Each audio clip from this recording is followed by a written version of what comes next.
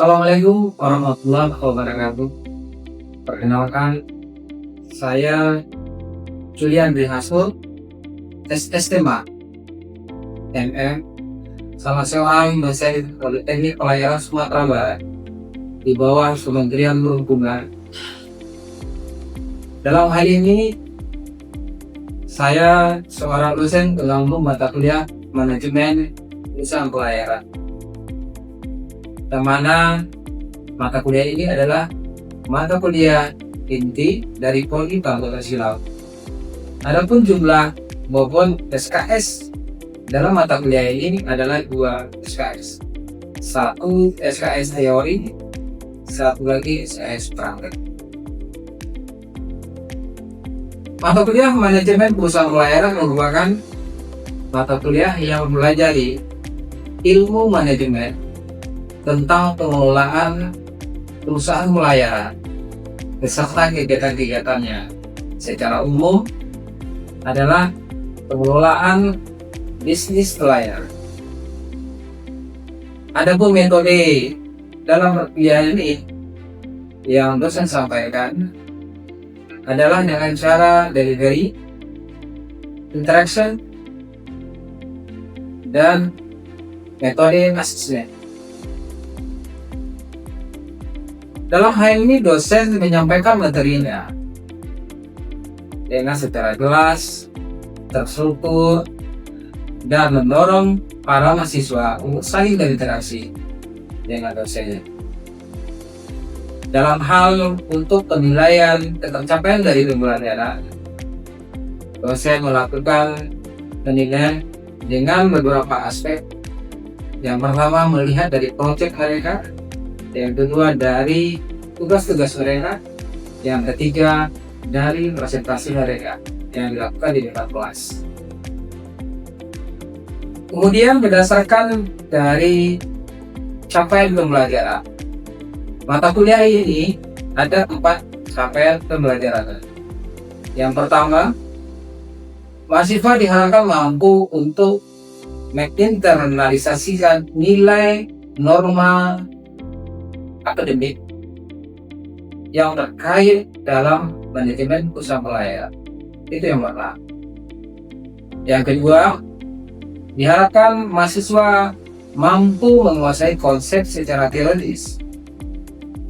Kemudian mampu untuk menerapkan pemikiran yang logis, kritis, terstruktur terhadap melakukan suatu pekerjaan di bidangnya yang spesifik, yaitu manajemen usaha pelayaran. Yang keempat, mampu menerapkan bagaimana ilmu manajemen usaha pelayaran serta kegiatan-kegiatannya diaplikasikan dalam kehidupan sehari-hari. Adapun ruang lingkup dari materi manajemen usaha pelayaran. Yang pertama, bagaimana mempelajari ilmu manajemen secara mendasar. Yang kedua, ruang lingkup dari manajemen usaha pelayaran. Yang ketiga, bagaimana sistem informasi manajemen usaha pelayaran. Selanjutnya, shipping agency. Selanjutnya, bagaimana proses ship handling dan cargo handling. Kemudian, macam-macam dari biaya yang terjadi atau yang ditimbulkan oleh suatu perusahaan pelayaran maupun biaya yang ditimbulkan oleh personal sebuah kapal. Terakhir, bagaimana cara pengadaan sebuah kapal di usaha pelayaran. Untuk menilai dan melihat pencapaian mata kuliah dan lulusan dari mata kuliah ini, maka dosen membagi 4 presentasi penilaian. Yang pertama, kesalahan kehadiran diberikan 10%, tugas 45%, mid semester sebanyak 20%, dan ujian akhir semester sebanyak 25%. Berikut adalah contoh bagaimana praktek pembelajaran di kelas.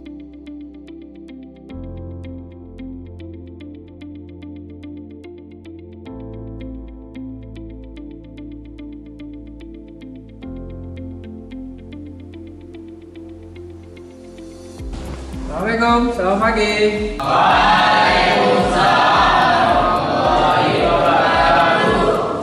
Baik, mahasiswa semuanya, sebelum kita pembelajaran, baiknya kita siapkan dulu dan berdoa. Silakan ketua kelas. Ya, sebelum mengawali pembelajaran kita, kita berdoa menurut agama dan kepercayaan masing-masing. Berdoa baik.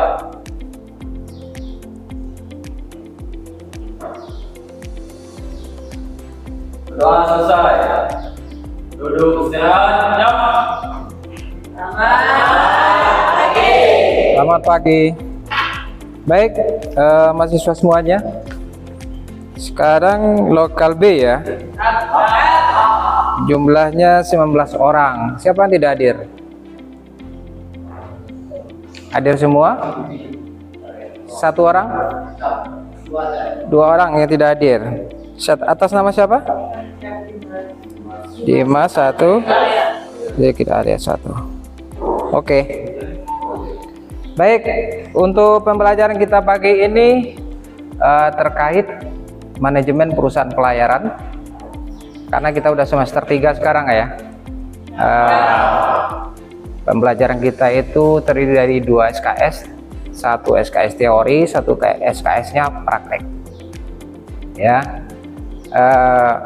Tujuan pembelajaran ini adalah bagaimana nanti kita bisa manajemen semua kegiatan-kegiatan di perusahaan pelayaran yang menyangkut kegiatan baik itu transportasi, logistik, yang berhubungan dengan kegiatan-kegiatan di pelabuhan, bagaimana kita cara memanagenya. Ini pembelajaran kita. Dan akhirnya nanti ya seminimal mungkin kalian sudah bisa mengelola sebuah suatu perusahaan pelayaran. Karena mengelola perusahaan pelayaran itu tidak segampang kita pikirkan. Nah, ini makanya hari ini kita belajar bagaimana manajemen dari sebuah perusahaan pelayaran. Kalian harus fokus ya, karena ini adalah pembelajaran untuk penentuan sebelumnya kita prada, praktek darat. Baik, kita masuk ke materi pertama. Di sini di kehidupan kita itu ya harus ada manajemen dari masing-masing personal individu. Kira-kira siapa yang bisa menjawab? Kenapa manajemen berperan dalam kehidupan kita? Ya, silakan. Bisa menjawab kenapa manajemen berperan dalam kehidupan. Dalam kehidupan itu kita pasti melakukan beberapa kegiatan atau aktivitas. Jadi kita perlu manajemen memanage kegiatan tersebut agar lebih terstruktur dan terorganisir. Oke, berarti agar terstruktur dan terorganisir. Lanjut, ada lagi tambahan? Izin menambahkan, Kak. Mungkin karena manajemen salah satu agar mengatur pola hidup kita biar lebih teratur di sana. Oke, keteraturan ya pada intinya. Baik, gambarnya sudah ada ya. Nah, ini kita coba untuk slide kedua. Sebenarnya manajemen itu ada benang merahnya. Yang pertama adalah seni mengelola. Jadi manajemen itu adalah seni. Suatu seni bagaimana mengelola sesuatu. Yang kedua, seni mengelola sumber daya. Harus adanya sumber daya di situ. Manusia, ya. Yang ketiga, bagaimana suatu kegiatan itu supaya lebih efektif. Itu tujuan manajemen. Yang selanjutnya adanya target dan tujuan. Ini sebenarnya benang merah daripada sebuah manajemen.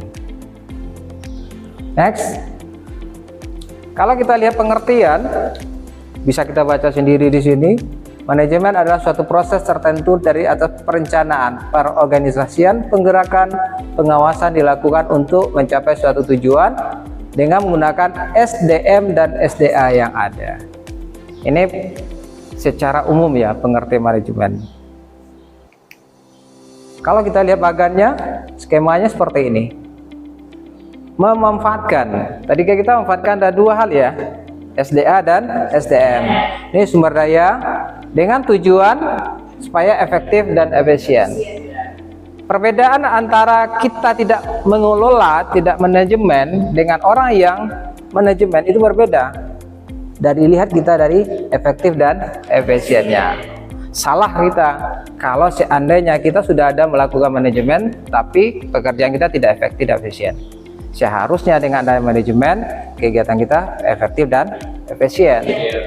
Next. Kemudian kita lanjut masalah unsur manajemen.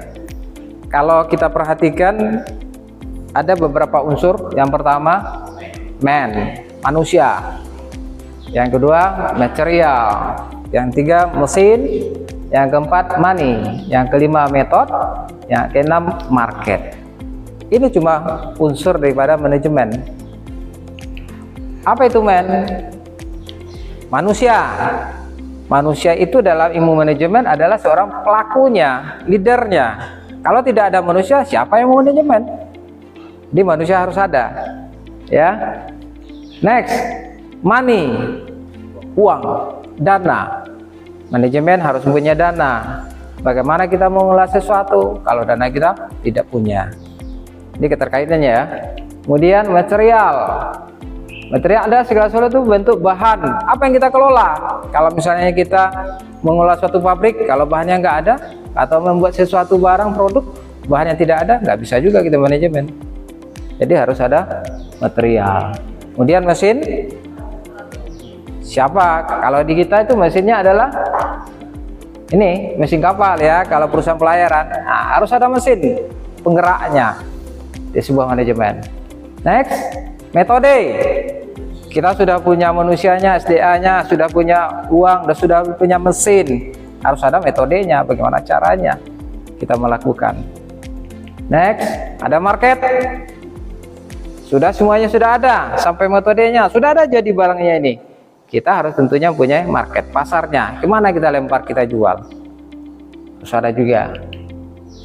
Kesimpulannya bahwa unsur manajemen ini harus dikelola secara baik. 6 unsur ini harus kita kelola dengan baik. Satu saja tidak ada berarti nggak bisa berjalan sebuah manajemen. Kita lanjut masalah fungsi manajemen. Ya, seperti semester lalu kita sudah belajar dasar-dasar manajemen ini. Ini ada fungsinya adalah POAK. Apa itu? Planning, organizing, adapting, controlling. Planning. Apa yang kita planning? Rencanakanlah. Kita susun rencana dan strategi. Nah, inilah fungsi daripada POAK dan diaplikasikan seperti ini. Next. Organisasi, ya, organisasi adalah fungsi manajemen bertujuan untuk mengatur dan mengelompokkan sumber daya manusia. Karena kita ini masing-masing individu, namanya organisasi nanti.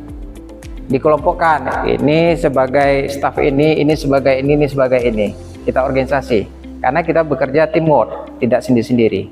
Manajemen tidak sendiri, manajemen itu dikelola oleh berbagai orang di sana atau kelompok. Kemudian actuating, apa itu?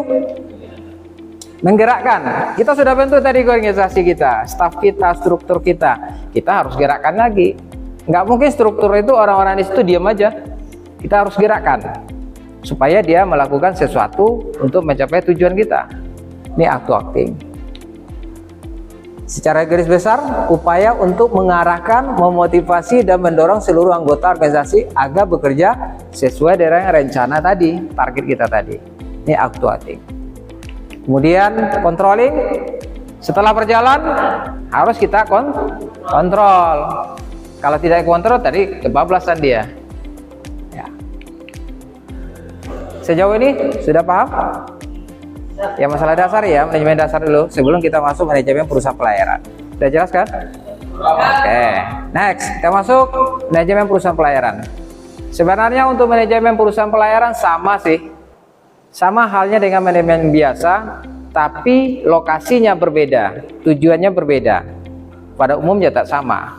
Di sini adalah proses perencanaan, pengorganisasian, pengarahan seperti manajemen awal tadi, agar berjabat secara efektif dan efisien sesuai dengan tujuan bisnis. Ini dia. Apa yang diarahkan, apa yang diorganisasikan terkait tentang pelayaran, baik pelayaran niaga maupun pelayaran khusus. Ini manajemen perusahaan pelayaran. Seperti apa? Berhubungan dengan operasi kapal, kargo, personal, hingga keuangan perusahaan pelayaran. Ini yang dikelola oleh manajemen perusahaan pelayaran. Jadi ruang lingkup kita sekarang untuk pembelajaran cuma ini aja kok. Pengelolaan operasi kapal, kargo, personal, sehingga keuangan perusahaan pelayaran. Ini. Kemudian kita lanjut, tujuan manajemen perusahaan pelayaran. Ada 4. Yang pertama, mengoptimalkan operasi kapal. Jadi karena armada kita kapal adalah sumber uang ya, maka bagaimana kita mengelola sebuah kapal. Yang kedua, memastikan kepatuhan terhadap regulasi. Kapal berjalan, tentu ada aturan-aturan yang harus kita ikuti, yang kita harus patuhi agar kapal itu berbusana dengan sesuai dengan aturannya. Kemudian meningkatkan keuntungan melalui pengelolaan armada. Perusahaan pelayaran yang tujuan utamanya adalah untung, profit. Jadi bagaimana menggerakkan pelayaran itu supaya untung. Kemudian menjamin keselamatan pelayaran, keamanan kargo, dan pelindungan lingkungan laut. Ini sesuai dengan regulasi bahwa pelayaran itu harus menjamin semua aspeknya, baik itu keamanan laut dan keamanan daratnya. Ini adalah 4 dari tujuan perusahaan pelayaran. Ya, next. Kemudian kita masuk ruang lingkupnya. Manajemen perusahaan pelayaran itu apa ruang lingkupnya? Pertama kita jelaskan tadi adalah manajemen operation management. Ini operasi kapal ya. Apa itu contohnya? Pengaturan jadwal, penentuan rute, proses bongkar muat gimana, monitoring, dan pemeliharaan perawatan kapal. Ini adalah operasi. Kalau kita bekerja di pelabuhan nanti menjadi manajer atau bekerja di perusahaan pelayaran, cuma ini yang kita operasionalnya. Ya. Kemudian B, manajemen kargo. Bagaimana kita manajemen sebuah kargo, muatan. Apa itu? Mengatur pengangkutan barang seperti penanganan muatan. Kita belajar muatan tadi kemarin kan? Bagaimana cara memuat, membongkar, mengaturnya. Kemudian manajemen logistik distribusi barang. Kita menyalurkan kepada pihak konsigni, si shippernya siapa kan gitu. Kemudian pengelolaan dokumen, kita harus mengerti tentang apa-apa sih dokumen untuk sebuah barang itu, baik barang ekspor maupun barang impor. Kemudian asuransi kargo, karena pelayaran penuh risiko, semuanya diasuransikan baik kapal maupun barang. Ya. Selanjutnya C, manajemen armada, yaitu bagaimana yang pertama mengelola seluruh kapal yang dimiliki. Di kapal itu adalah armada. Apa itu? Pertama, pengadaan kapal. Bagaimana cara pengadaan kapal, penjualan atau pembuangan kapal yang tidak layak, pengaturan sertifikat kapal, inspeksi kelayakan kapal, semuanya tergantung adalah manajemen armada ini. Jadi divisi yang khusus untuk manajemen semua kapal atau yang terkait dengan kapal. Kemudian D adalah crewing, awak kapal ya. Di sini mengatur sebuah aspek SDM kapal. Yang pertama rekrutmen, yang kedua pelatihan dan sertifikat awak kapal, yang ketiga penempatan kru, yang keempat pengaturan kesejahteraan keselamatan kru. Ya, ini adalah terkait dengan manajemen SDM-nya ya. Kemudian manajemen keuangan. Apa yang kita kelola? Yang pertama, penyusuran anggaran ya. Yang kedua, pengawasan arus kas, investasi kapal, dan analisis profitabilitas rute pelayaran. Ini untuk keuangan. Jadi khusus orang keuangan ini. F, yang seperti saya bilang tadi, manajemen regulasi. Kita berhubungan dengan aturan-aturan internasional dan nasional. Itu contohnya IMO, ISM Code, Marpol, dan regulasi penilaian domestik. Ini kita kelola. Next, kita masuk ke fungsi manajemen perusahaan pelayaran. Sebelumnya ada pertanyaan atau bagaimana? Kalau kita ada, ya silakan. Setelah saya paparkan tadi materi yang mengenai dari manajemen dan manajemen pelayaran, saya bertanya, apa peran manajemen pelayaran dalam menunjang operasional kapal? Oke, baik. Jadi di sini apa peran daripada sebuah manajemen pelayaran untuk penunjang perusahaan kapal? Perannya operasional sebuah kapal itu tidak semata-merta kapal berlayar dengan sendirinya. Kita harus manage dari logistiknya, persiapan bahan bakarnya, segala macam. Jika tidak ada manajemen, bagaimana sebuah kapal itu berjalan sebagai mestinya? Kita menginginkan keuntungan, ternyata malah kita rugi. Di sana perlu adalah manajemen. Bagaimana mengelola semuanya? Manajemen keuangannya, manajemen SDA-nya, krunya, segala macam. Ya, jadi fungsi dari manajemen sebuah operasional kapal adalah bagaimana secara tadi itu kita jelaskan efektif dan efisien daripada operasi sebuah kapal. Ya, jelas? Oke. Next, unsur-unsur perencanaan ya. Ya, oke. Ini yang sebenarnya yang harus kita pelajari, apa sih target kita dan bagaimana caranya. Yang pertama, merencanakan sesuatu itu harus ada pertanyaan kita, apa yang kita rencanakan. Ya, yang kedua, siapa yang melakukannya. Yang ketiga, kapan dilakukannya. Yang keempat, di mana dilakukannya, where.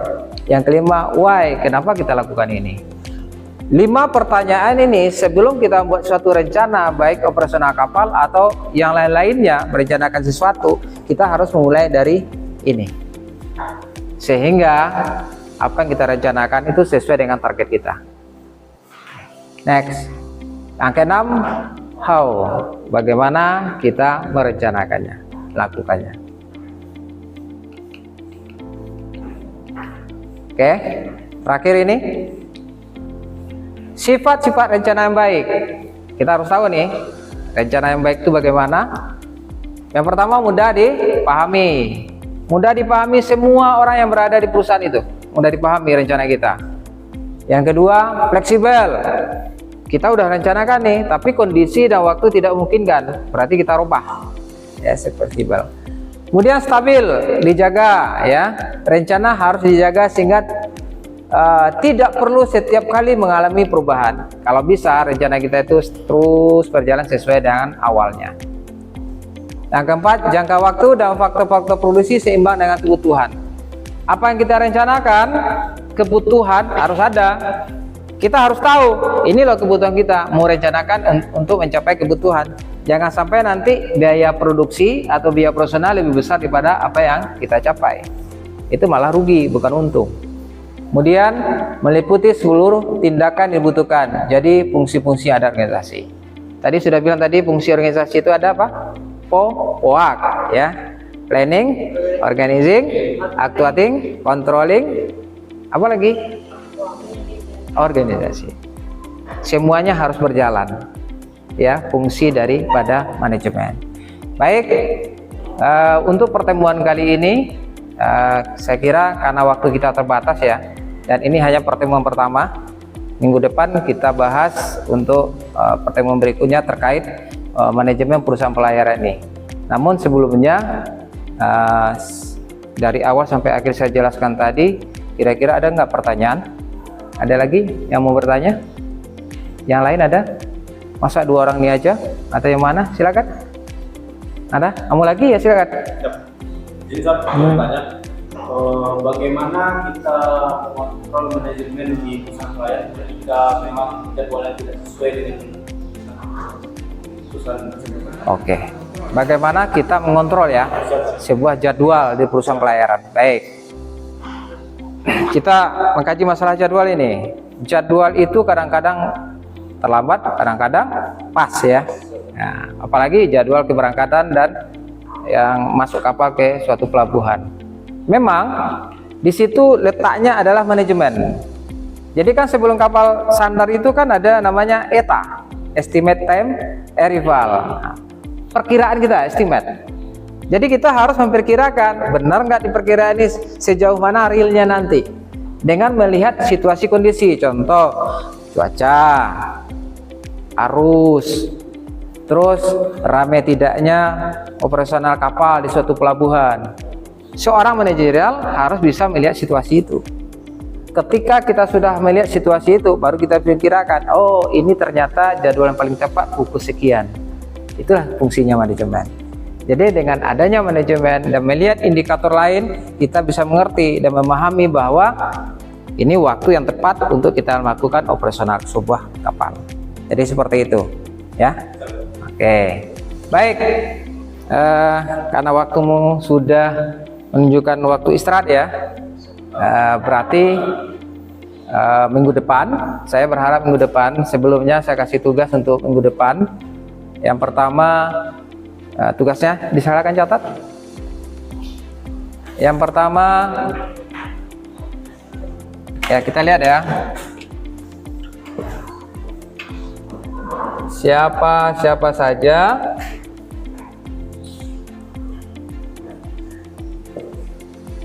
yang terkait dengan manajemen perusahaan pelayaran ya. Kedua, ini per orang ya nanti. Yang kedua, carilah contoh kasus yang terkait dengan pengelolaan operasional sebuah kapal ya, yang kita pelajari tadi. Dua tugas ini nanti kita masukkan ke learning kita ya, secara online. Sebelum kita pembelajaran minggu depan, tugasnya sudah masuk. Tua kelas tolong dicek tugasnya masih masuk. Baik, untuk pertemuan hari ini sudah cukup, dan saya simpulkan bahwa manajemen sangat penting sekali, baik itu secara pribadi, personal, maupun di perusahaan pelayaran. Karena manajemen itu adalah bagaimana caranya kita itu mengelola sumber daya alam dan sumber daya manusia agar tercapai tujuan daripada rencana kita sesuai dengan target. Jadi orang tanpa ada manajemen masih ada kelemahannya ya, tidak mencapai target, apalagi kita tidak menggunakan manajemen. Jadi satu kali lagi saya bilang bahwa manajemen sangat penting sekali. Siapapun, kapanpun, dan bagaimanapun situasi kondisinya, manajemen sangat penting sekali. Cukup demikian, terima kasih untuk pertemuan hari ini. Semoga ada manfaatnya dan kita ketemu minggu depan. Assalamualaikum warahmatullahi wabarakatuh. Selamat pagi.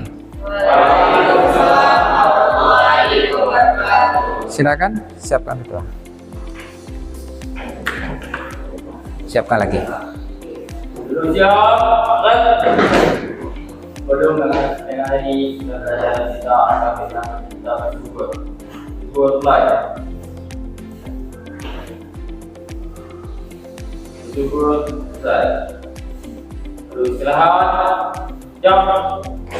Selamat pagi.